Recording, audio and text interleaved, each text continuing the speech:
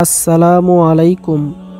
সুপ্রিয় আলোকরেখার ভাই বোনেরা, আশা করি মহান আল্লাহ পাকের মেহেরবানি ও দয়ায় অনেক ভালো আছেন।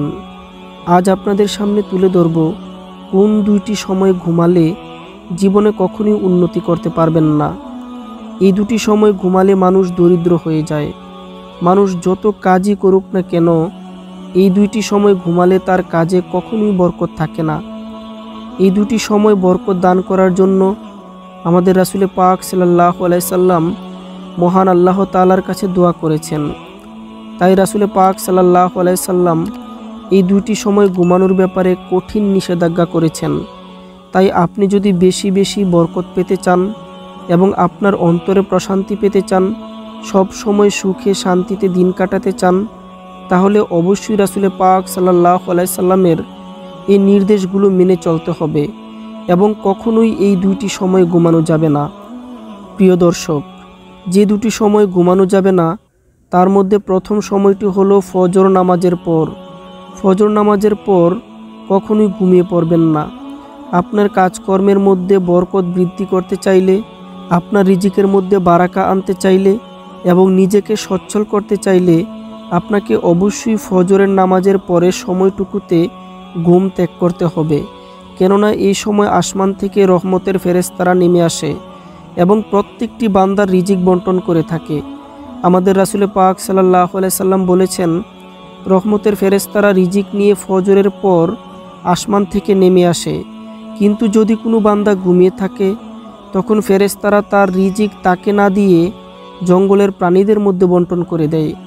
ফজরের নামাজের পর আমাদেরকে বরকত দান করার জন্য আমাদের রাসূল পাক সাল্লাল্লাহু আলাইহি সাল্লাম মহান আল্লাহ তাআলার কাছে দোয়া করেছিলেন, হে আমার রব, আমার উম্মতের জন্য দিনের শুরুর দিকে আপনি বরকতময় দান করুন। হাদিসের বর্ণনাকারী রাবি বলেন, এই জন্যই রাসূল পাক সাল্লাল্লাহু আলাইহি সাল্লাম যখন আমাদেরকে যুদ্ধে পাঠাতেন, তিনি ফজরের নামাজের পর সাথে সাথেই পাঠাতেন। তিনি বলতেন যে, এই সময় যদি তোমরা গমন করো তাহলে নিশ্চিন্ত থাকো, রহমতের ফেরেশতারা তোমাদের চারপাশ ঘিরে থাকবে এবং তোমরা তোমাদের কাজে সফলতা লাভ করবেই করবে ইনশাআল্লাহ। প্রিয় দর্শক, সফল জীবনের জন্য, জীবনের উন্নতির জন্য আমাদেরকে অবশ্যই সকালের ঘুম ত্যাগ করতে হবে। কারণ অন্যান্য সময়ের তুলনায় সকালবেলা আমাদের মাথার ব্রেন খুব সতেজ থাকে।